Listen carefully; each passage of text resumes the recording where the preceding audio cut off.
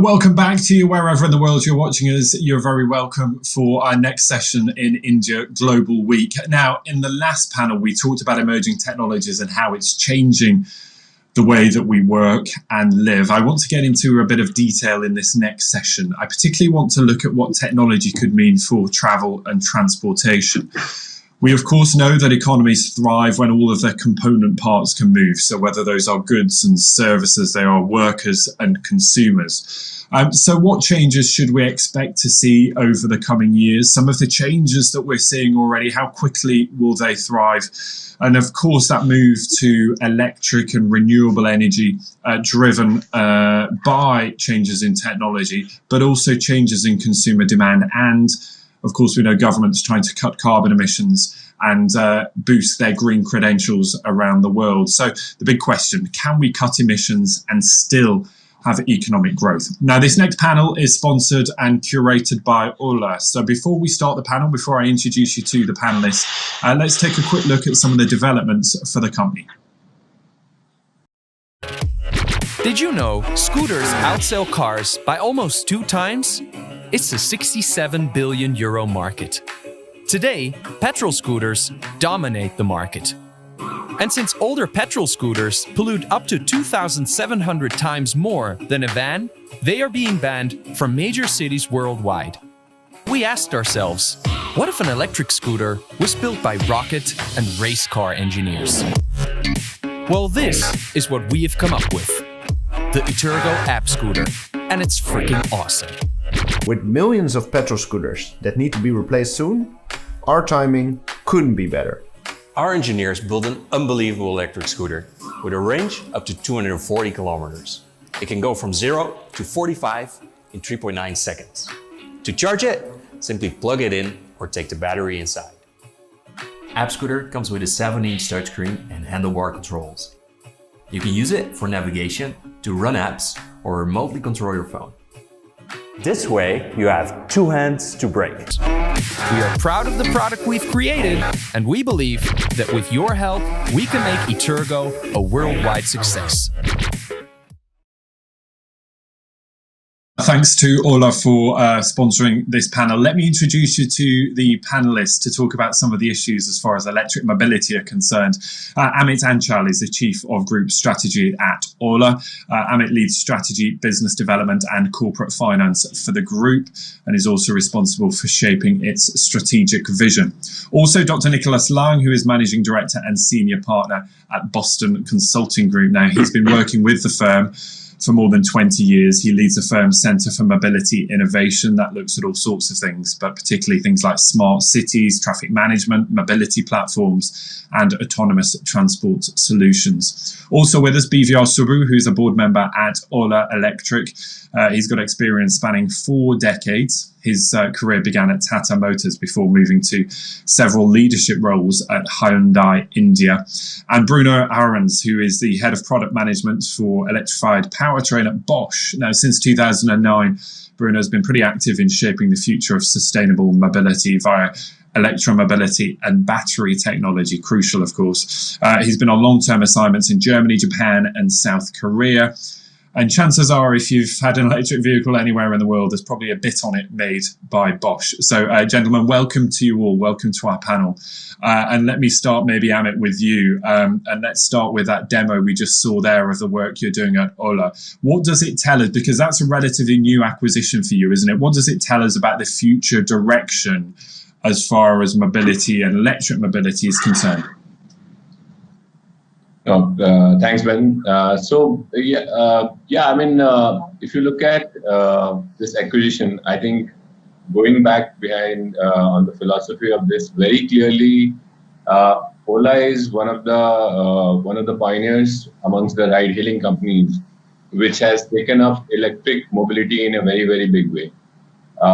You will not find many examples across the globe of ride-hailing companies looking at electric vehicles with so much of focus as Ola has done in the last couple of years.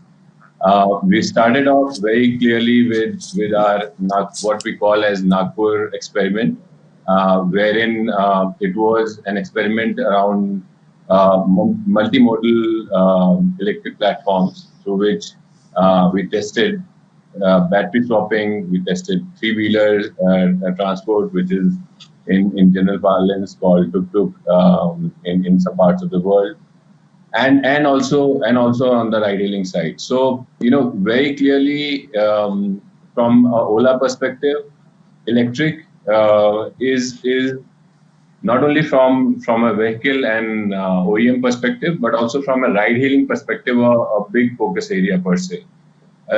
Coming back to the question around Itergo acquisition, on the battery side, we have been working for the last 1.5 to 2 years, and we are fairly ready to launch the battery swapping platform, in India.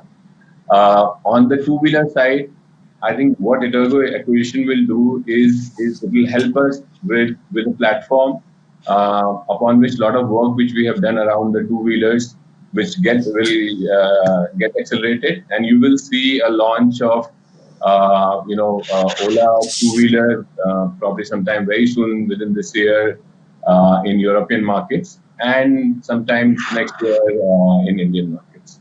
So very clearly, all in all, we are looking at electric in a very, very holistic way, not only from a ride-hailing perspective, but also as energy, as battery, as well as modes of transport, which is two-wheeler and three-wheeler to start with.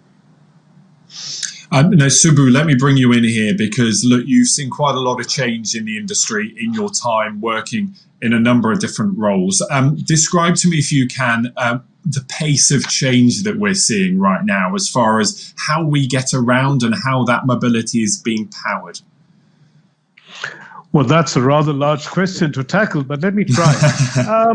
I think if you look at the way things have changed, I think the best example is perhaps to see what has happened to Tesla and the valuation of Tesla. I think that, in perhaps one word, kind of signifies what the future of electric is going to be all over the world.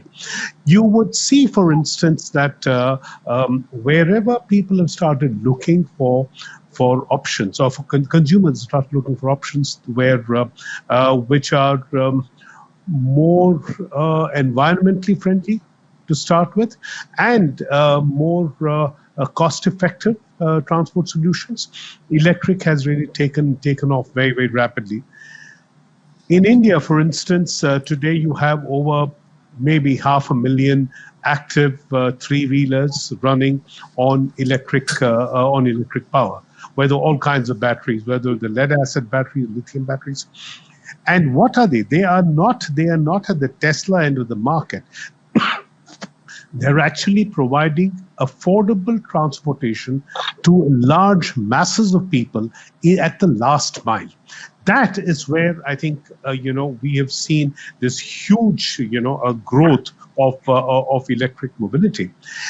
Similar things have happened in other countries, and it's even more incredibly so in the area of two-wheelers, for instance. Personal transportation, so both in the urban transportation, urban mass transportation, and personal transportation at the urban levels, electric has grown very, very rapidly, far more than, for instance, cars have. The growth of cars in the electric space has been primarily fueled by government subsidies in most countries, but in two-wheelers, for instance, in three-wheelers, it has proved itself as a technology to be exactly what the consumer requires. And I think that is the strength of electricity, EVs in the transportation sector. And I believe that is going to make EVs become even more ubiquitous in the days to come. I think what you will find is that this kind of acceptance of technology itself will try and create more technology choices, in the sense of more R&D going into it. Companies like Bosch, for instance, have done tremendous work in that. Now, how do you take all these and bring it up to the consumer. I think that is the space where Ola is trying to, is building a huge capability for itself. What you try and do is to be the link between technology and the consumer in a very digital way, make the consumer experience all the benefits of electric transportation. I think that's when you have that kind of what should I say, catalyst, I think the growth is going to be phenomenal. Yeah, so, and let me bring in Bruno on that point, because as Subbu raises there, this is about battery technology. In some respects, you would say the demand has always been there for that last mile transportation, for that ease of people getting around using EVs. But Bruno, that's possible because of changes in technology, and I'm thinking particularly as batteries get smaller and cheaper. Exactly, and I really liked what Subbu mentioned, the bridge about technology and end consumer. We are definitely positioned on the technology side, and that's one of the most important levers to enable electrification in the different market segments. And as you just mentioned, the battery technology is evolving very fast, not only with different types of lithium-ion batteries, but also in the long term, also moving toward solid-state types of battery. But this is maybe on the next decade, not right now. But that's still a lot of room to be improved on lithium-ion. What you cannot forget, it's also about scale. So the scale is coming now with huge volumes, which are coming up to demand. So the lower you get with the cost of the battery, which is one of the most biggest contributors of the electric powertrain in those segments, you get this tipping point achieved of the willingness to pay from that specific segment, and then you can also tackle that demand which is already there, right? So they're one of the biggest barriers of electromobility in different segments, not maybe the entry segment of the last mile transportation, which is already given today. So that's why Subbu mentioned in some areas now subsidies are necessary. Yeah, but until the time that we can reach that tipping point through mass production, through technology and advancement in cost reduction, we need those subsidies, and those subsidies are important. Yeah, to support this change and support the industry to ramp up those scale effects that we want to achieve. And what we have to take care is that we from the industry work on the long term to not need subsidies anymore, so that we have a technology which is sustainable and it matches the cost expectations from every customer segment that we want to address with electromobility. Yeah, Nikolaus, let me bring you in here, because look, one of the issues is who should be driving this, if you'll excuse the pun. Should this be consumer-led, from the consumer side, that it is demand-driven, or that governments around the world put the infrastructure in place to make this happen? Because quite clearly it also works to their need of getting people around countries, but also bringing down carbon emissions. Yeah, well, I think our perspective is that electromobility has been driven in Europe, but also elsewhere over the last years, primarily by a regulatory pressure. Yeah, if I look at the CO2 limits of the EU, I think this has been driven and has driven the change in the last decade. Now, what will happen in the 2020s is that with the evolution of technology, as Bruno highlighted it, we will reach a situation where the pricing will evolve and the total cost of ownership of an EV will actually be more attractive than an old combustion engine. Yeah, so for the end consumer, it will start to make economic sense to sit in an EV. So I think that's one of the fundamental changes that will happen, let's say, between 2023 and 2026, where the EV will be cheaper to run than the combustion engine. Yeah, and there are many drivers behind this. There is obviously the battery price, there is subsidies, obviously, there is the charging infrastructure. But I think this is something which is really important. And let me just bring you one example, which I found really a historic watershed decision in Europe, was that a month ago, the German government, who has been always very positive of the traditional combustion engine, decided to do a post-COVID impetus program where they said you get €6,000 for an EV and you get nothing for a combustion engine. except the 3% VAT that they have reduced. So I think that was a historic decision pro EV in what you would call one of the leading automotive nations. And I think that's also a good signal for the rest of the world.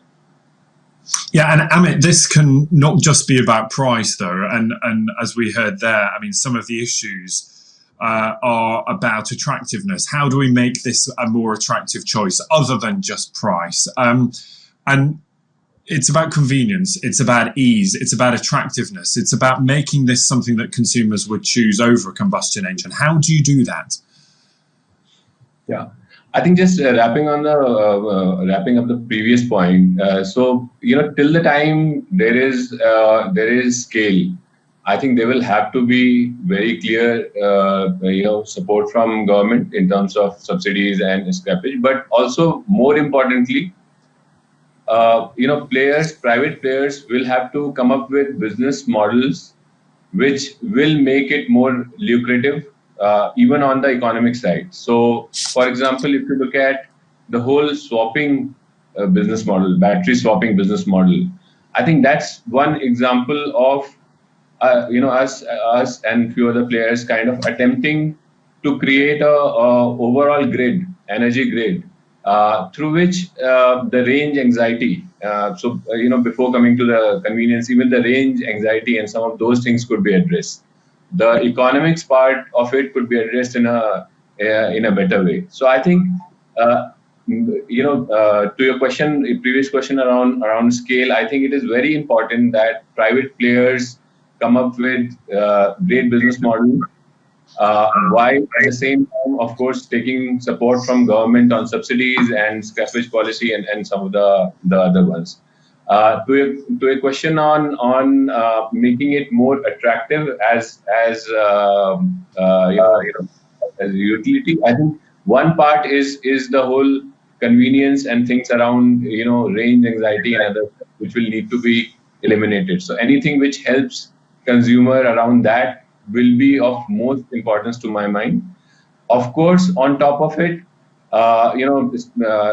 telematics and some of the other things around smart mobility are things which go very well along with EV side. So I think some of those things you will see coming up in the products of all the OEMs on the EV side.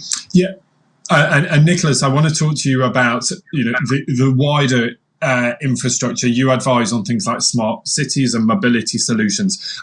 Let's touch briefly on COVID, and I don't want to focus too much on it, but I just want to get a sense of how much that might drive demand for EVs and easier ways of getting around our cities, given that we may be more reluctant to take public transport or mass transit.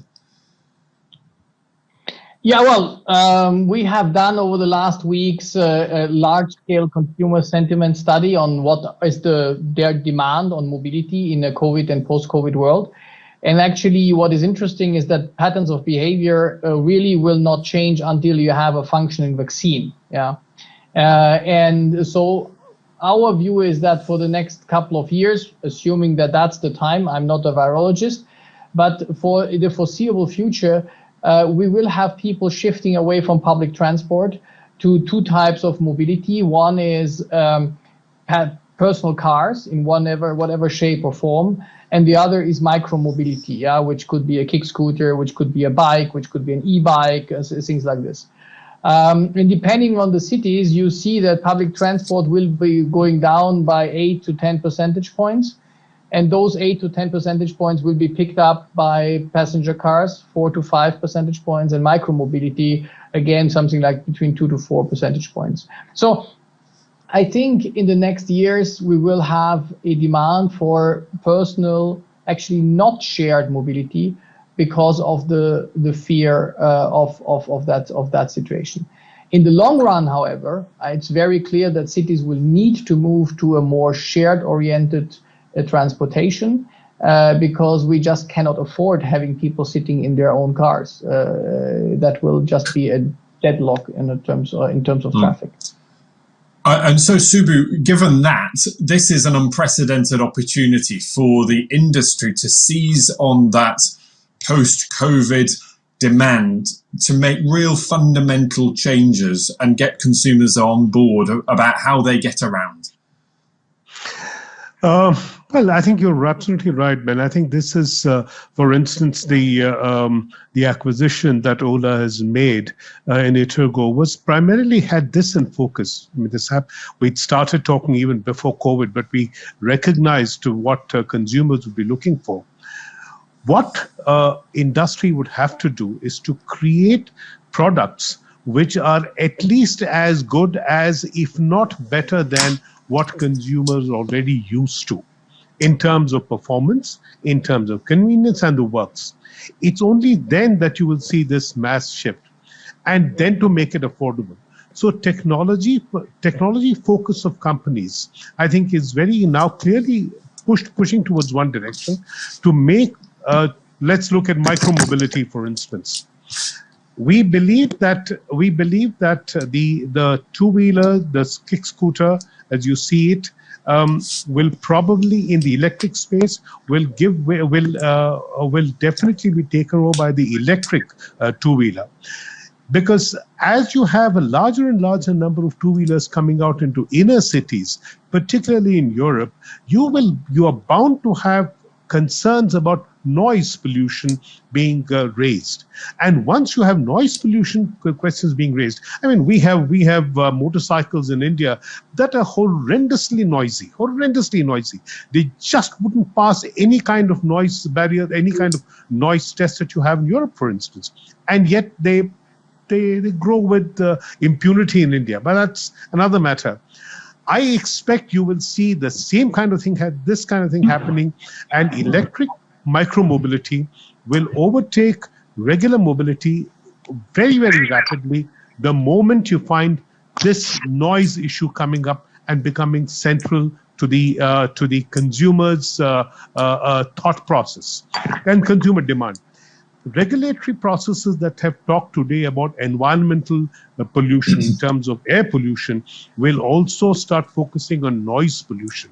And when that happens, micromobility first, and then perhaps regular electric cars will probably take over. Definitely in Europe, I expect to see that change in Europe happening very fast, because you have an exceptionally good you have a very exceptionally good public transportation, mass transportation system in most cities. Most cities in Europe, you already use electricity for their trams and their trolley buses and for their metro rail. If you can add on another layer of micro-mobility to that is when you're going to create a Europe that is extremely, should I say, environmentally friendly urban Europe. And I think that is going to happen very soon. And industry will focus in that direction. I can say this definitely in the case of Ola. We are looking at platforms which will go across consumer needs with single platform. We could have power variants or works. That's the kind of approach we are taking, and I expect others in industry would be having similar approaches.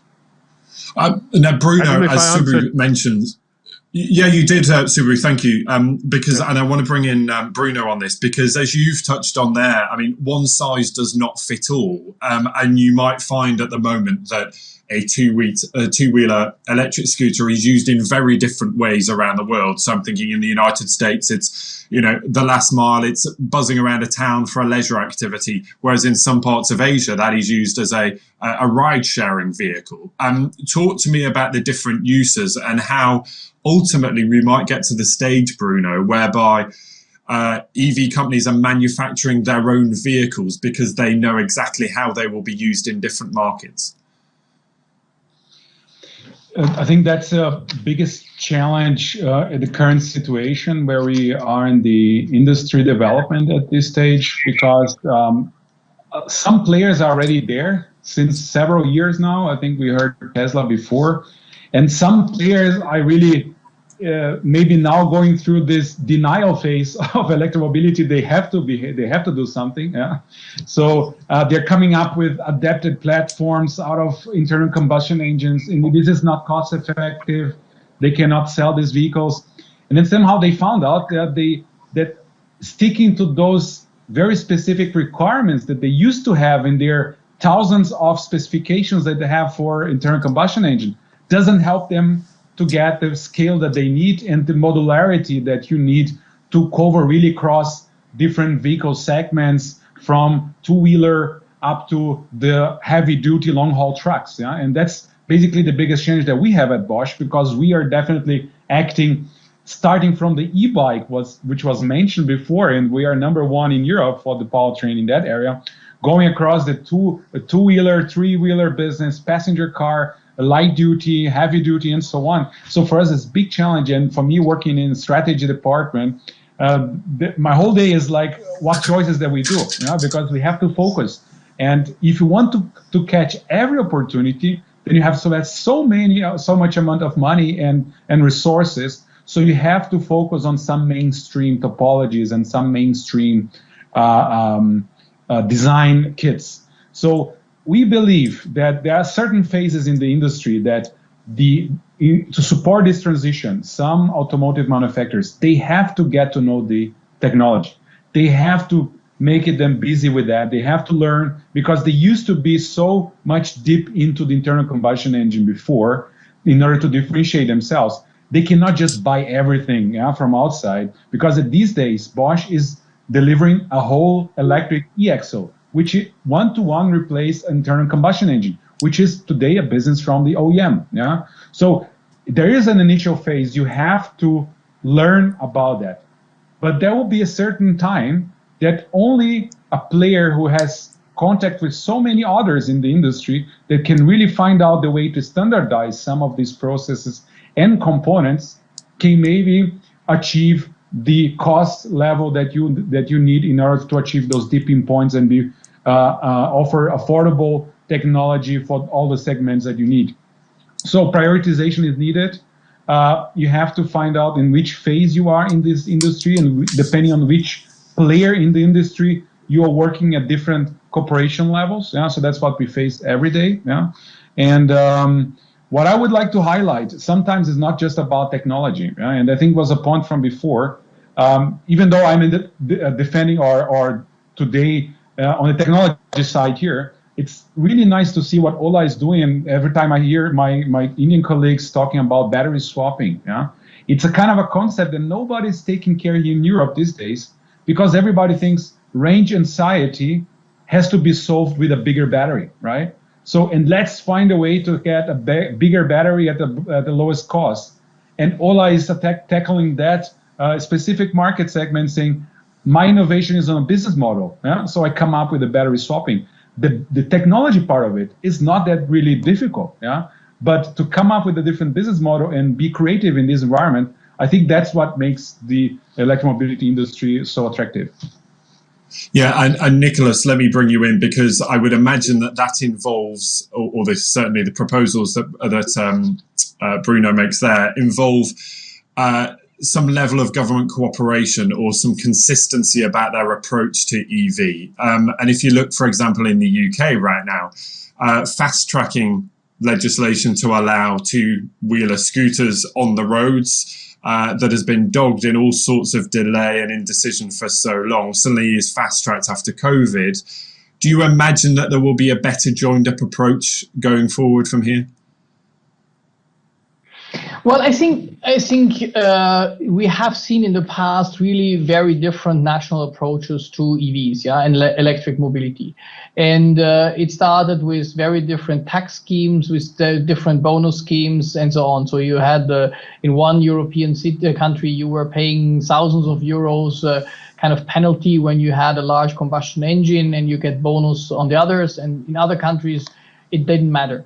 What we see, and I was just mentioning before, this German decision to support EVs, but this has also been similar in other European countries where the impetus programs were also linked and mainly focused on EVs. So I see that with let's say the Green Deal that Ursula von der Leyen had launched for the EU, I expect a bigger, let's say, homogeneity in the initiatives that we will see for EVs upcoming, which also has to do with the charging infrastructure. Yeah, I think we have just seen it. We have a very international, regional traffic flow in Europe.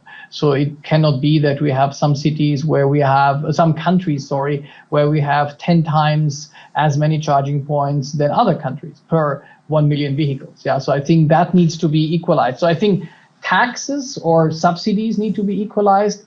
The infrastructure needs to be equalized. And I think also from that perspective, let's say the cooperation of the different players in the mobility sphere needs to be promoted. Yeah, Amit, what is most frustrating for you? Because as Nikolaus lays out there are many things to gain from this. Environmentally, enabling us to get around, it creates jobs, it boosts innovation, it boosts technology, it makes our cities quieter and cleaner. All of them seem like obvious wins, but there are clearly things holding this back. What is the most pressing? What is the most frustrating for you? Yeah, I'll tackle that question a little differently, Ben, because as you rightly pointed out, I think if you look at the overall EV space, you are gaining on the ecology side very clearly. You are gaining on the technology side very clearly, and on economics. So what better combination of a proposition that you can have, for a particular space to develop. However, everything takes its own time, and therefore, as this whole industry kind of scales up, I think there will be, as I mentioned, very clearly support required from the government. If you look at India, the Indian government is very focused around making it a big success. So therefore, there is very significant support from the government. And if you look at Ola or us, the way we look at it, I think we want to create a big opportunity out of it, and we want to solve for these business models in a very creative way. I think that's how we look at it. We are not frustrated with anything. I would say that we are looking at it as huge possibility. That's why you see a company, an Indian company, which is in ride-hailing, is very clearly taking on a lead on the EV space, not only for India but even globally. So I think we are looking at it as a huge opportunity and trying to solve for the constraints more in terms of innovative business models and innovations that will help it move fast. Nikolaus, what will our cities look like 5 years from now? I think 5 years from now, that's a too short time frame to see big revolutions happen. Yeah, I think but let me answer your question. What will the cities look like 5 years and maybe 15 years from now? I think 5 years from now, I definitely see, and this will be different between India and Europe and the US, but we will definitely see a rise in charging station or battery swapping stations. We will definitely see, I think, an increased range of very silent EVs. We will see, I think, a clear rise of micromobility. So this is something for me that is here to stay. Yeah? I think COVID-19 has driven such a push in bikes, traditional bikes, e-bikes, e-kick scooters. It's quite amazing. If I go out the street here in Munich, we were supposed to be a car nation. Well, it seems to be we're a bike nation. Yeah. So people have really taken COVID because it's a personal, isolated means of transport. You're not together with people. Well, we have good weather and stuff like this. But I think it feels already almost like Holland being here now in Munich. So I think that's one dimension. So you will see more bikes, you will see more micromobility, you will see more EVs, you will have more charging stations. I think the big step forward in 15 years from now is that you will see autonomous vehicles. Yeah, you will see autonomous vehicles. I think primarily actually autonomous shuttles, so 8 to 15 seaters, where public transport will shift from the large buses to these kind of medium-sized shuttles that will allow flexible routing. You will again have obviously autonomous pods. and you will continue to see a lot of micromobility going forward. And we just concluded a large-scale study in 44 cities of the world. And if you look at this development of mobility towards micromobility, autonomy, electricity, almost every KPI in a city gets better. Yeah, less CO2, less fatalities, less parking space, less cost, and less congestion. So I think it's pretty clear that we win by doing these moves. And Subbu, are the traditional vehicle manufacturers up to this challenge? Because EV makers and technology firms are really bringing the challenge to their door and saying, look, if you don't play ball, we will do it for you. Do you think the traditional car makers have acknowledged the scale of the challenge that lies ahead? I think in some parts they have. I would count personally at least 5 auto manufacturers who have actually seen the writing on the wall and invested an enormous amount of time and money in this area. It would be unfair to name many of them, but one I can say, I would say one is definitely the Korean company. Hyundai has done some exceptionally good work in that area. I believe that in Europe, there is probably a fair amount of work happening on autonomous from BMW. I think GM has done some very good work in the US. And I think Volkswagen is catching up very fast. So I would say these 4 manufacturers definitely have done some exceptional, have done some fair amount of, back to the drawing board, clean slate kind of work. And they've come up with a good approach to electric mobility. That's on the cars side. On the two-wheeler side, the micromobility side, I can't see very much having happened with the traditional two-wheeler manufacturers. I think in two-wheelers there's a little more that people have to do, because I think it's becoming more of a far more personal interaction between the consumer and the vehicle. I think it's something that they need to understand, and climbing the digital mountain may not be so simple. And especially because I think sometimes people work with what should I say, mindsets.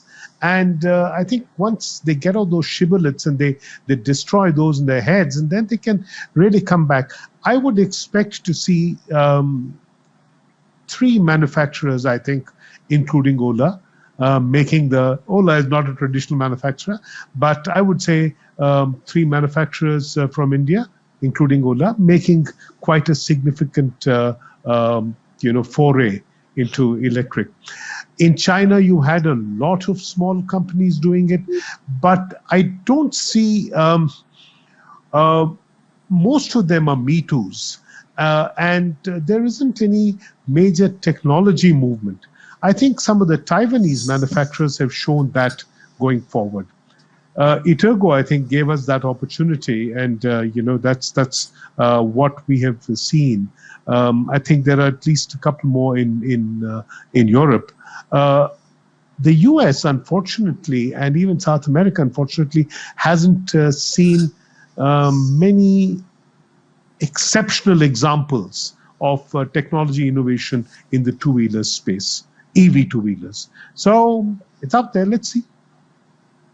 And I want to give a final word to Bruno in all of this, because look, as we said, nuts and bolts of EVs probably involve Bosch somewhere along the way. Talk to me about what you are most excited about. What is, some of the things we've talked about are tweaks, they're reversions, they're kind of incremental changes in what maybe we already know. What's most exciting for you that's coming down the line?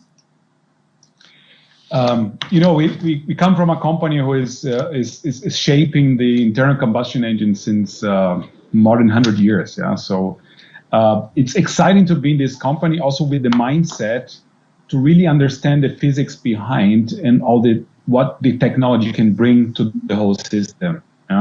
And with the same type of mindset, we face also electromobility.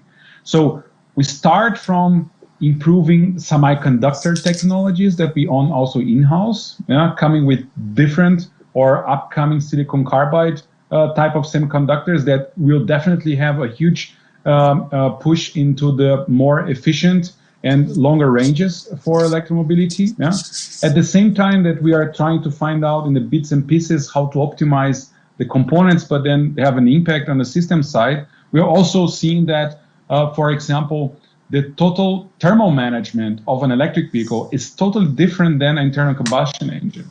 And in order to really take out the best out of it, and you see these days like Hyundai doing a really, really great job in the really having one of the longest ranges that you can have in the market with the lowest consumptions, because they really did their homework on thermal systems, because they did not just carry over from internal combustion engine concepts. So we are working in optimizing not only hardware parts, but also in the interaction with software and special functions, how to optimize and prepare your battery, for example, if you're gonna go for a high power charging in the middle of the road for your long trip. So I think what makes more exciting is that we have so many years in front of us to come up with those bits and bytes and pieces to improve the whole thing.